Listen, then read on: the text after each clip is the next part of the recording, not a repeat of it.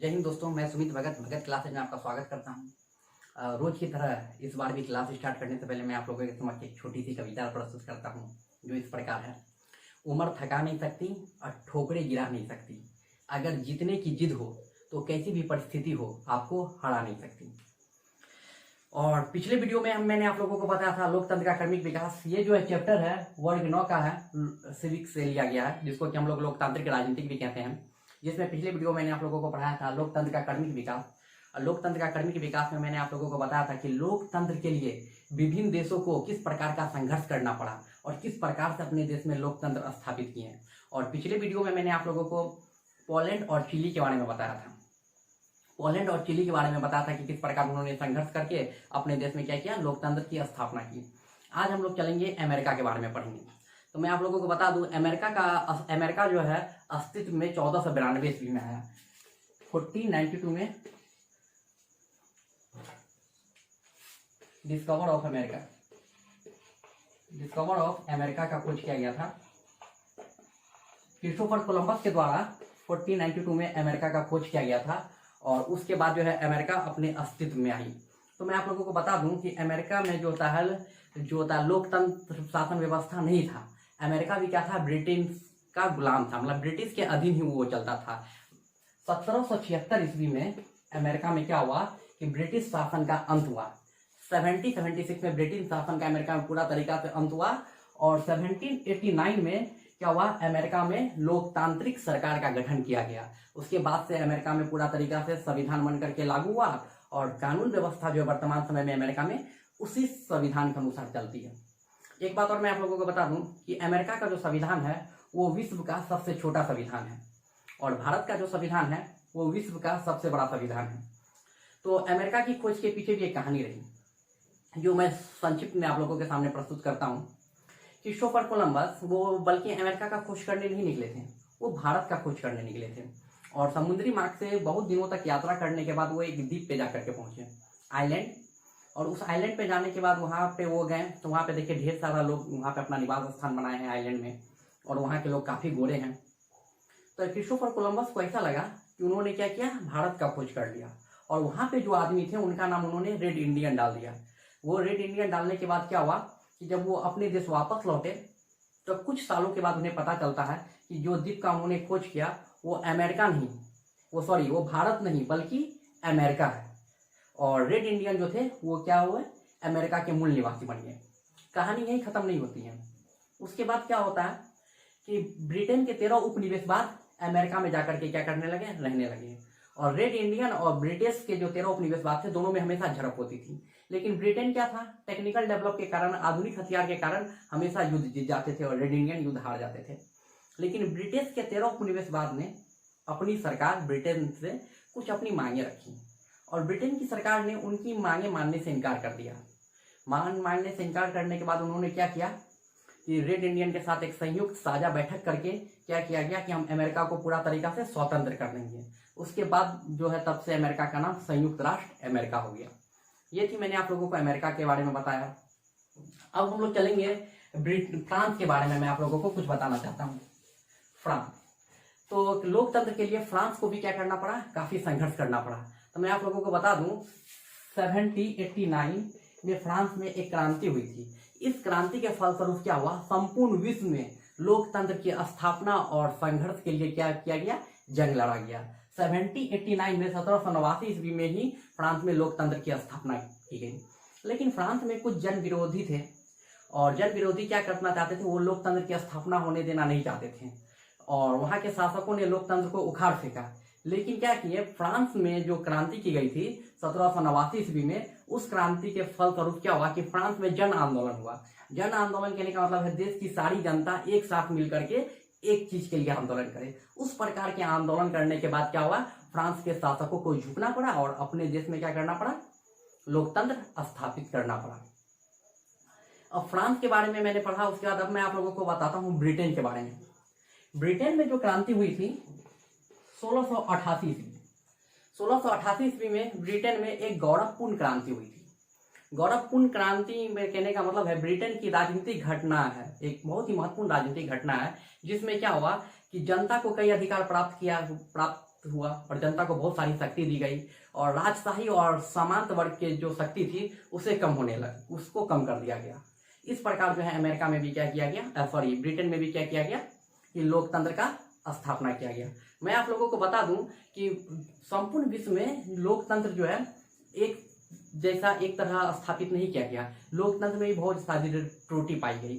तो इंग्लैंड में जो लोकतंत्र स्थापित हुआ तो वहां पे क्या था ना कि बहुत जगह लोकतंत्र स्थापित होने के बाद बहुत सारे देश में क्या था कि जाति के आधार पे, श्वेत अश्वेत के आधार पे, लिंग के आधार पे वोट डालने का अधिकार नहीं दिया गया था। यहाँ तक कि ब्रिटेन में महिलाओं को वोट डालने का अधिकार 1918 ईस्वी में दिया गया। महिलाओं को वोट डालने का अधिकार ब्रिटेन में 1918 ईस्वी में दिया गया।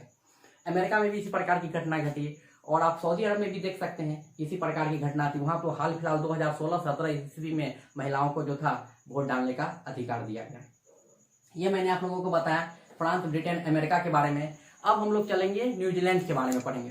तो मैं आप लोगों को बता दूं कि न्यूजीलैंड में भी एक घटना घटी और किस प्रकार की घटना घटी मैं आप लोगों के सामने बताना चाहता हूं कि न्यूजीलैंड को छोड़कर किसी भी देश में क्या थी, सार्वभौमिक वैक्स मताधिकार नहीं थी। सार्वभौमिक वैक्स मताधिकार होता क्या है? सार्वभौमिक वैक्स मताधिकार होता है कि सभी लोग बिना जाति, बिना धर्म, बिना किसी भेदभाव के 18 साल से ऊपर व्यक्ति क्या कर सकते हैं, वोट डाल सकते हैं। लेकिन ऐसा व्यवस्था किसी भी देश में नहीं था। न्यूजीलैंड में ये व्यवस्था जो है 1893 ईस्वी में लागू किया गया। 1893 में सार्वभौमिक वैक्स मताधिकार न्यूजीलैंड में लागू किया गया। उसके बाद 1900 ईस्वी आते आते लगभग में संपूर्ण विश्व में ने ये क्या किया, इस व्यवस्था को लागू किया। मैंने आप लोगों को बताया कि सऊदी अरब, ब्रिटेन में भी क्या था, महिलाओं को वोट डालने का अधिकार नहीं था। मतलब लोकतंत्र व्यवस्था होते हुए भी क्या थी, संपूर्ण विश्व में लोकतंत्र व्यवस्था ठीक ढंग से सुचारू रूप से काम नहीं कर रही थी। अब जाति के आधार पर किसी को बांट दीजिए, आप रंग के आधार पर बांट दीजिए, लिंग के आधार पर वोट डालने का अधिकार नहीं दीजिए, तो ये किस प्रकार का लोकतंत्र है? तो ये तो एक प्रकार का लोकतंत्र का हनन हो गया ना। तो कहने का मतलब है संपूर्ण हर चीज होते हुए भी, लोकतंत्र व्यवस्था स्थापित होते हुए भी क्या थी कि बहुत सारे ऐसे देश थे वहां पे लोकतंत्र व्यवस्था पूर्णतः रूप से स्थापित नहीं है। अब हम लोग पर चलेंगे नेपाल के बारे में। अब हम लोग पढ़ेंगे नेपाल की कहानी। तो मैं आप लोगों को बता दूं कि नेपाल में क्या हुआ था कि नेपाल में भी लोकतंत्र की स्थापना 1948 ईस्वी में की गई थी। 1948 ईस्वी में नेपाल में जो था एक पहला संविधान बन करके तैयार किया गया, जो कि बहुत ही कम लोग जानते होंगे कि 1948 में भी नेपाल में संविधान बना था। तो इस संविधान के अंतर्गत क्या आता था कि राजा ही नेपाल का वास्तविक शासक रहेगा, ऐसा लिखा गया था संविधान में। ये किस प्रकार की संविधान है कि नेपाल का राजा ही क्या रहेगा, वास्तविक शासक रहेगा? ये तो गलत बात है, ये तो किसी प्रकार का कोई संविधान हुआ ही नहीं। लेकिन फिर क्या हुआ, नेपाल के इतिहास में बहुत सारी ऐसी घटना घटी जो कि नेपाल का, कहने का मतलब है नेपाल का स्वरूप ढांचा को पूरा तरीका से बदल दिया गया। उसके बाद क्या हुआ कि 1958 ईस्वी में राजा महेंद्र ने एक नया संविधान लागू किया और इस संविधान में ऐसा संविधान लागू किया जिसमें पहली बार क्या हुआ, संसद भवन का भी निर्माण किया गया और संसद के लिए भी चुनाव किया गया। लेकिन जस्ट इसके 3 साल के बाद 1961 ईस्वी में राजा महेंद्र के द्वारा ही उस संसद भवन को फिर से भंग कर दिया गया। 3 वर्ष तक ही वो शासनकाल चला, मतलब संसद भवन का कार्यकाल चला। 3 वर्ष के बाद उसे बंद कर दिया गया।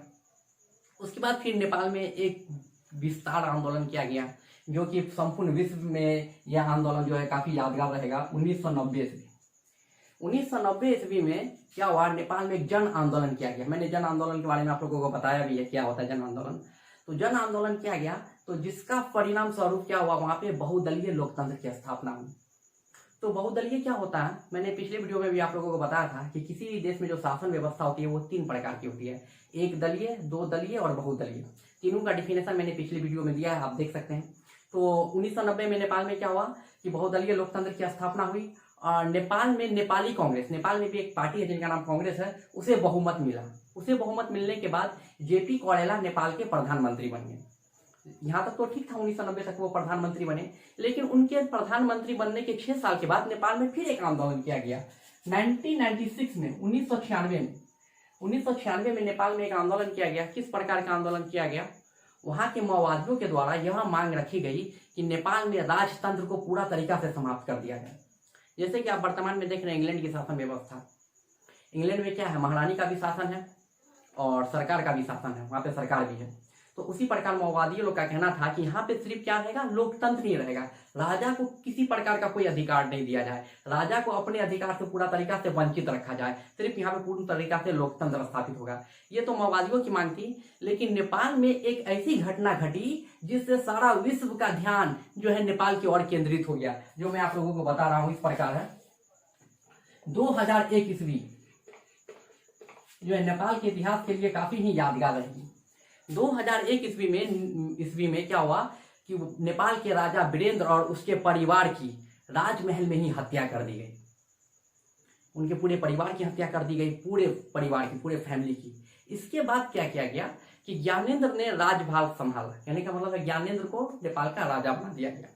ज्ञानेंद्र राजा बनने के 4 सालों के बाद वो क्या करते हैं, 2005 ईस्वी में उन्होंने क्या किया, 2005 ईस्वी में संसद को भंग करके सरकार को बर्खास्त कर दिया और संविधान को भी पूरा तरीका से भंग कर दिया गया।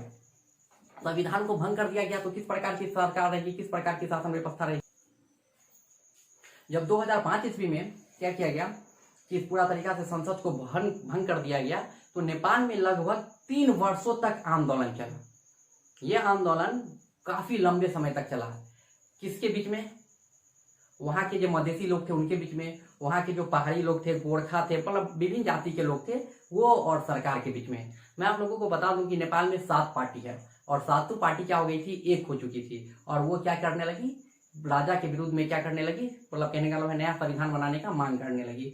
2005 में जब जो संविधान सभा को भंग कर दिया गया, 3 साल के जन आंदोलन के बाद 2008 ईस्वी में नेपाल में एक नया संविधान बना। जनरली हम लोग जानते हैं कि 2006 ईस्वी में नेपाल में संविधान बना, लेकिन ऐसी बात नहीं है। नेपाल में जो संविधान बन करके लागू हुआ पूर्ण रूपेण, वो 2008 ईस्वी में लागू किया गया। जब 2008 ईस्वी में संविधान बन करके लागू हुआ तो डॉक्टर रामवर्धन यादव जो थे नेपाल के राष्ट्रपति बने और प्रचंड जो है नेपाल के प्रधानमंत्री बने। ये थी मैंने आप लोगों को अमेरिका के बारे में, ब्रिटेन के बारे में, फ्रांस के बारे में बताया। अब हम लोग चलेंगे म्यांमार के बारे में।